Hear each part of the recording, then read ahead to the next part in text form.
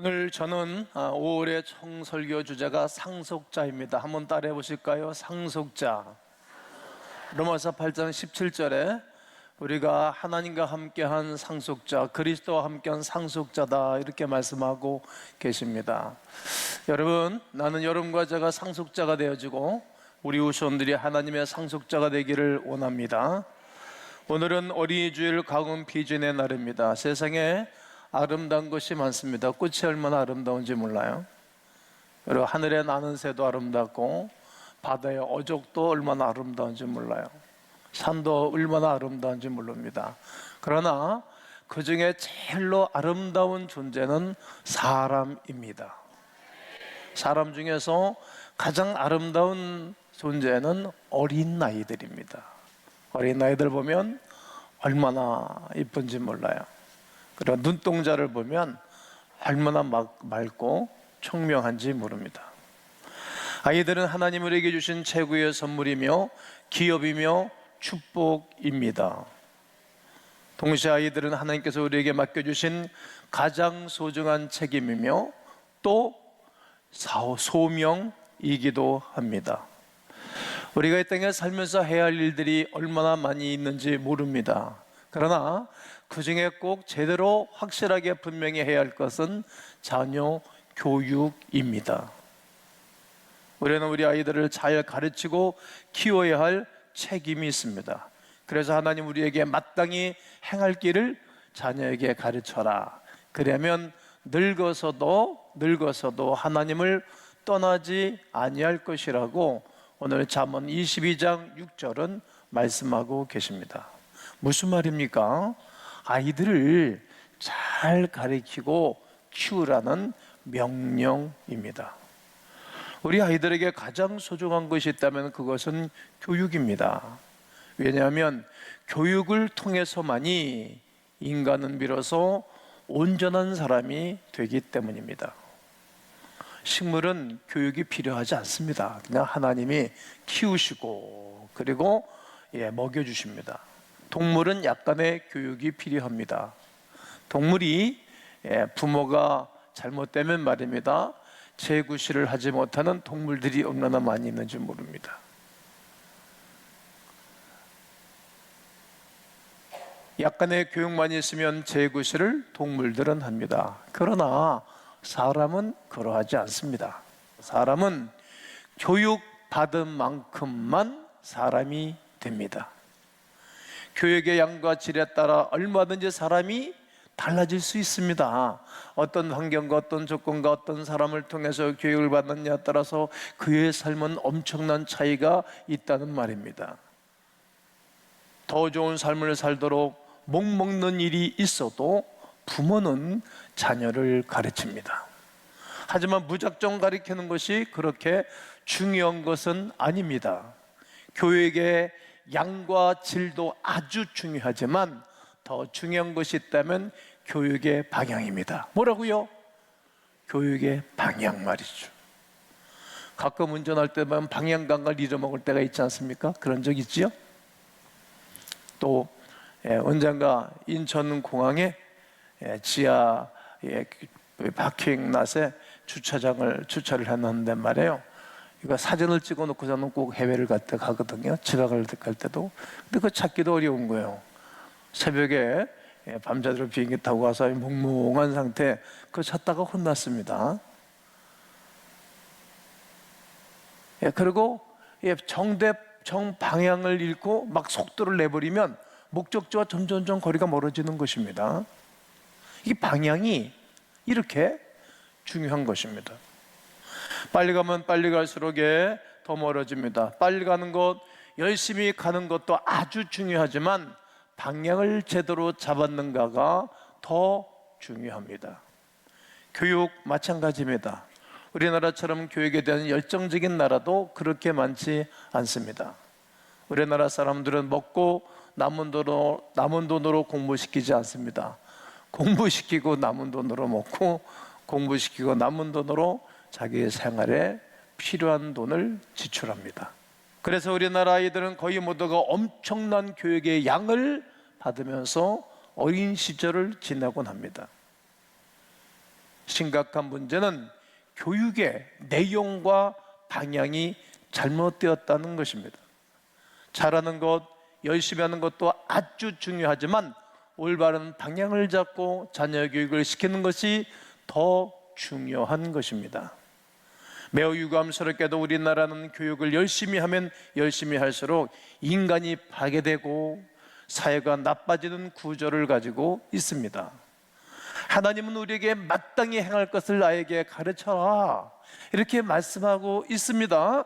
그렇다면 우리에게 가르쳐야 할, 마땅히 해야 할 일들은 어떤 것이라고 생각하십니까? 그냥 목사가 상투적인 말로 이렇게 말씀드린다고 생각하시면 아니 됩니다. 우리가 아이들에게 가르쳐야 할 마땅한 길은 하나님의 법을 가르치는 것입니다. 하나님의 율법을 가르치는 것입니다. 하나님의 말씀을 가르쳐야 하는 것입니다. 하나님의 말씀이 삶의 법도이기 때문입니다. 우리 아이들에게 하나님의 법을 가르쳐야 합니다. 그렇다면 하나님의 법, 하나님의 율법은 어떤 것입니까? 마태복음 22장 35절로 40절에 보면 그 중에 한 율법사가 예수님을 시험하여 질문을 하는 것입니다. 선생님, 율법 중에 어느 것이 크니까? 이렇게 질문을 하니 주님이 대답하시기를 네 마음을 다하고 목숨을 다하고 뜻을 다하여 주 너의 하나님을 사랑하라 하십니다. 하나님을 사랑하면 우상을 만들지 않겠죠? 하나님을 사랑하면 우상에 절하지 않겠죠? 하나님을 사랑하면 하나님의 이름을 망명되이 끌지 않겠죠? 하나님을 사랑하면 거룩한 주의를 지킬 것입니다. 그것이 하나님을 사랑하는 것입니다. 아주 간략하게 10계명의 1계명서부터 4계명 말씀을 간략하게 줄여 말씀하셨고, 네 이웃을 네 몸처럼 사랑하라 이렇게 말씀하신 것은 주님을 사랑하고 사람을 사랑하면 부모를 공경하겠지요, 거짓말하지 않겠죠, 이웃의 것을 탐내지 않겠죠, 다른 여인 다른 남자를 탐내지 않겠죠, 그리고 거짓 증거하지 않겠죠. 하나님을 사랑하고 사람을 사랑하는 것이 첫째 계명이고 둘째 계명이다. 이는 선지자의 율례와 규례다라고 주님이 말씀을 하십니다. 아주 간단하게 말씀하셨습니다. 하나님을 사랑하고 사람을 사랑하는 것이다. 할렐루야. 하나님을 사랑하고 사람을 사랑하는 것입니다. 아이들에게 가르쳐야 할 하나님의 율법은, 하나님의 말씀은 추상적이지가 않습니다. 그냥 간략하게 쉽게 말씀하셨습니다. 하나님을 사랑할 줄 아는 아이, 사람을 사랑할 줄 아는 아이로 양육하고 키우라는 말입니다. 하나님을 사랑하기 위하여, 하나님을 사랑하기 위하여 공부하고 돈 벌고 출세하는 아이들을 길른다면 이보다 더 좋은 교육이 어디 있겠습니까? 최고의 교육은 두 가지입니다. 하나님을 사랑하는 것, 사람을 사랑하는 것입니다. 사단은 우리를 파멸하기 위하여 유혹을 했습니다. 사단은 선악과를 먹고 하나님같이 되라고 유혹을 하였습니다. 창세기 3장 4절과 5절에 뱀이 여자에게 이르되 너희가 결코 죽지 아니할 거다. 너희가 그것을 먹는 날은 너희 눈이 밝아져서 하나님같이 되어 선악을 알 줄을 하나님이 아시느니라. 선악과를 먹고 난 다음에 아담과 하와가 달라진 것이 무엇입니까? 방향이 달라졌습니다. 그리고 목적이 달라진 것입니다. 타락한 인간의 모습은 방향과 목적이 달라진 것으로 변한 것입니다. 예수님이 하나님 나라를 설명하실 때 이렇게 말씀하셨습니다. 나라의 임하옵시며 뜻이 하늘에서 이루어진 것 같이 땅에서도 이루어지이다. 그 유명한 주기도입니다. 주님이 제자들에게 가르쳐주는 기도이고 오늘도 우리는 이 기도를 해야 합니다. 나라의 임하옵시고, 즉 하나님의 나라를 기대하라는 말입니다. 나를 통하여 하나님의 나라가 이 땅에 세워지는 것입니다. 우리를 통하여 하나님의 그 놀라운 사랑과 은혜가 이 땅에 세워지도록 기도를 시키셨고, 그렇게 사는 사람들이 하나님의 사람들의 삶입니다. 기대하는 것입니다. 그 하나님의 나라가 이 땅에 세워지도록 기대감을 가지고 하나님의 사람들은 살아가는 것입니다. 우리의 삶의 목표와 방향이 온전히 하나님께로 향하면 모든 것이 아름다워집니다. 천국에 있는 사람들은 모두 다 하나님을 사랑하는 사람들의 공동체입니다. 왜 그렇습니까? 하나님께 집중되어져 있기 때문입니다. 무엇을 하든지 하나님의 뜻과 모두 통합니다. 하나님을 사랑하니까 자연스럽게 사람들을 사랑할 수밖에 없습니다. 하나님을 향한 수직적인 사랑과 사람을 향한 수평적인 사랑이 조화를 이루고 아름답게 이루어져 가는 것입니다. 삶의 방향이 하나님께로 향하면 세상은 자연히 하나님의 나라가 됩니다. 그런데 이것이 뒤집어진 것입니다. 사람의 모든 목적이 이기적인 욕망과 야망으로 완전히 채우고자 하는 것입니다. 모두 다가 자기 뜻, 자기의 목적, 자기의 소원을 이루고자 합니다. 내가 목적이 되니까 남들은 모두 적이 되는 것입니다. 내가 목적이 되니까 옆에 사람들이 안 보이는 것입니다. 하나님의 목적일 때 다 친구였습니다. 하나님의 목적일 때 다 가족이었습니다. 아담 할아버지의 후손이 여러분과 나라면 다 한 할아버지의 후손 아니겠습니까? 그런데 내가 목적이 되니까 모두 다가 적이 되고 말았습니다. 그뿐입니까? 하나님이 목적이 아니라 수단이 된 것입니다. 하나님의 이름 예수 그리스도의 이름을 들먹이며 나의 목적과 수단을 채우고자 하는 욕심이 잉태한 것입니다. 크리스찬이 잘못하면 미신적으로 예수님을 믿습니다. 교회 다니는 목적이 좀 나 자신입니다. 나만을 위한 것입니다. 자기 자신의 욕심을 채우기 위하여 하나님을 이용하는 것입니다. 하나님을 위하여 살지 않습니다. 그러니까 주변 사람들과 다 경쟁 상대요, 밟고 일어서야 할 상대뿐입니다. 하나님을 향한 방향을 잃어버리니 이렇게 망가지고 왜곡된 것입니다. 아픈 것입니다. 잘못된 방향으로 가는데도 끝까지 꺾지 않으니까 상대방을 밟아버리고 경쟁하고 따돌리고 착취하고 지배하는 것입니다. 자기 자신만 잘 된다고 생각하는 것입니다. 내가 매사의 주인입니다. 그렇게 사니 친구가 없지요. 누가 친구해 주겠어요? 하나님도 없습니다. 온전히 자기 자신이 하나님입니다. 하나님의 뜻이 하늘에서와 같이 이 땅에서도 이루어지기를 위하여 기도하였으나, 하나님의 나라가 이 땅에 임하기를 위하여 기도하였으나 세상이 지옥처럼 되어져 버렸습니다. 이 세상이 변질되고 오염되어 버린 가장 중요한 이유가 무엇일까요? 선악과를 따먹고 인간의 삶의 방향이 뒤집어진 것입니다. 반대로 가는 것입니다. 자기 자신이 삶의 목적이 되는 순간 인간은 하나님을 사용하고 부리고, 그리고 하나님은 인간의 욕심을 채우기 위하여 인간의 수단이 되어버린 것입니다. 사람들은 떼돌려야 되고 경쟁 상대가 되고 적이고 원수가 될 수밖에 없습니다. 그래서 안심하고 평안을 누릴 수가 없는 것입니다. 이러한 세상 가운데 우리가 무엇을 해야 합니까? 어떻게 해야 되는 것입니까?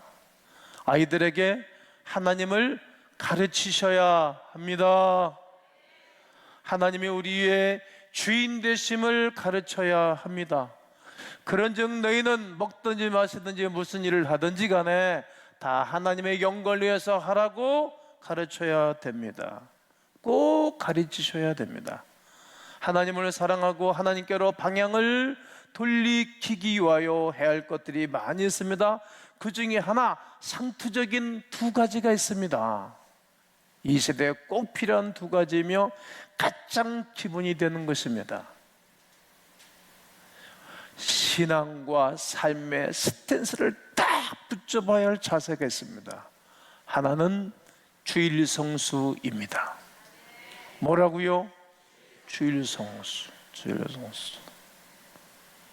또 하나는 11조와 헌금 생활입니다. 주일 성수는 시간을 구별하여 하나님께 드리는 것입니다. 시간만큼 귀한 것은 없습니다. 그리고 11조와 같은 헌금 생활은 물질을 구별하여 하나님께 드리는 것입니다. 시간을 구별하여 드리는 것이요, 물질을 구별하여 하나님께 드리는 것을 어려서부터 교육과 훈련을 시키셔야 합니다. 시간과 물질입니다.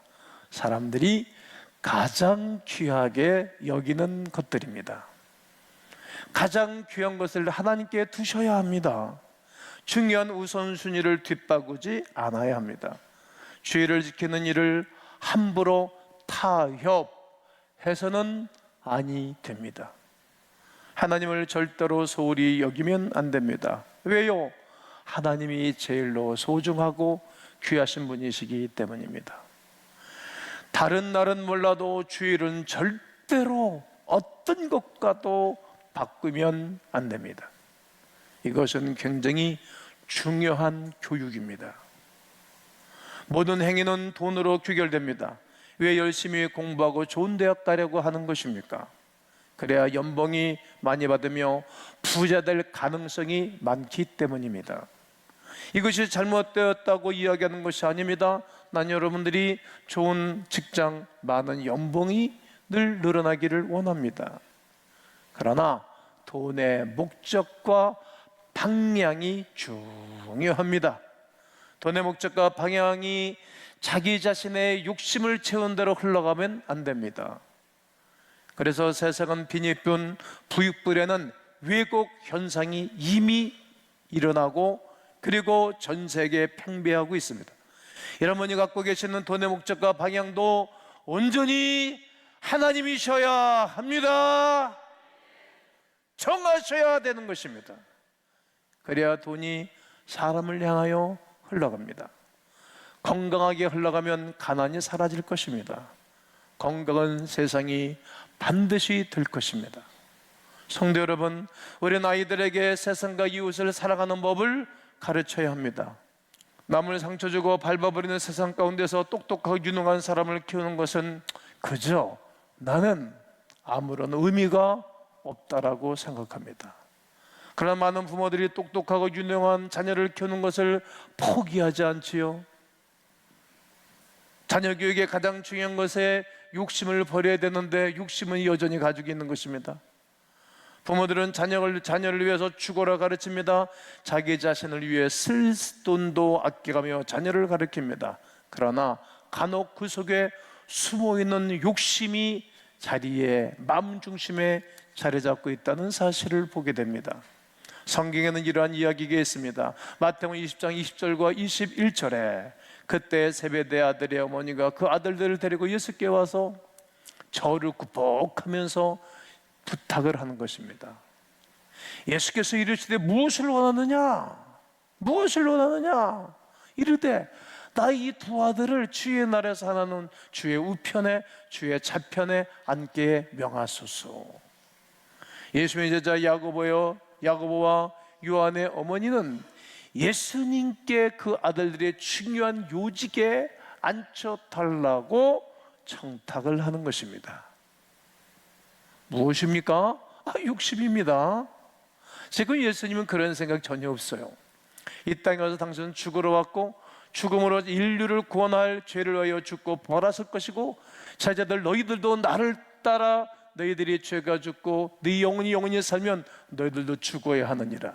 한 날의 밀이 땅에 떨어져 썩지 아니면 한 날 그대로 있고 죽으면 많은 열매를 맺느니라고 이 사상과 이 교육을 시키려고 오셨는데, 이들은 이 세상에서 왕되겠다는 겁니다. 출세하겠다는 겁니다. 요직에 앉겠다는 것입니다. 명예와 권세를 가지고 세상을 흔들겠다는 것입니다. 똑같습니다. 요즘 사람들의 생각, 하나님을 잃어버리고 그 방향과 목적을 잃어버린 사람과 야고보의 어머니 요한의 어머니는 똑같았던 것입니다. 욕심입니다. 그러므로 우리가 이렇게 자녀들을 위해서 기도하셔야 됩니다. 한번 따라해 보실까요? 사람을 사랑하는 우리 아이 되게 하옵소서. 하나님을 사랑하는 우리 아이 되게 하옵소서. 거기에 지혜와 명철을 더하여 주옵소서. 능력을 더하여 주옵소서. 방향이 잘못됐는데 공부만 하면 뭐 하겠어요? 방향이 잘못됐는데 돈을 많이 가지면 뭐 하겠어요? 출세하면 뭐 합니까? 능력이 있으면 뭐 합니까? 그런 사람들이 세상의 권력을 잡고 세상을 다스리면 만 명을 살리고 만 명을 먹여 살리는 사람들이 아니라 만 명 잡아먹는 사람들이 되는 것입니다. 세상은 우리의 잘못된 교육 목적, 방향, 욕심 때문에 송두리째 망가져가고 있습니다.